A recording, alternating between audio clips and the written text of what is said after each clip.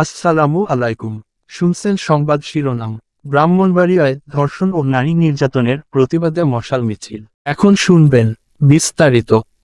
শিশু ধর্ষণ, নারী নির্যাতন ও অপরাধমূলক কর্মকাণ্ডের প্রতিবাদে ব্রাহ্মণবাড়িয়ায় মশাল মিছিল ও প্রতিবাদ সমাবেশ অনুষ্ঠিত হয়েছে।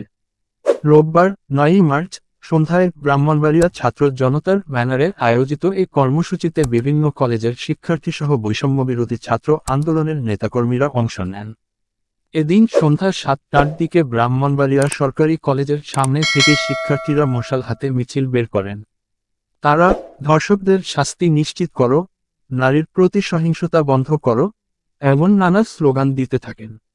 মিছিলটি শহরের প্রধান প্রধান সড়ক প্রদক্ষিণ শেষে ব্রাহ্মণবাড়িয়া প্রেস ক্লাবের সামনে গিয়ে শেষ হয়। এরপর সেখানে প্রতিবাদ সমাবেশ অনুষ্ঠিত হয়।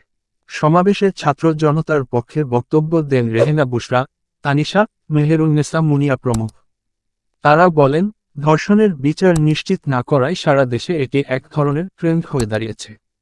মাগুরায় যে শিশুটি ধর্ষণের শিকার হয়েছে তার ক্ষত শুকানোর আগেই অপরাধীর ফাঁসি কার্যকর করতে হবে। সমাবেশে আরও উপস্থিত ছিলেন ছাত্র প্রতিনিধি মুহাইমিনুল আজবিন, ইরফান প্রীতম ও তাসিন আরাফাত প্রমুখ। বক্তারা দ্রুত ও কঠোর শাস্তির দাবি জানিয়ে বলেন, যদি ধর্ষকদের বিরুদ্ধে সর্বোচ্চ শাস্তির ব্যবস্থা করা না হয় তাহলে এই সহিংসতা কখনো বন্ধ হবে না। রাষ্ট্রকে এখনই কঠোর ব্যবস্থা নিতে হবে।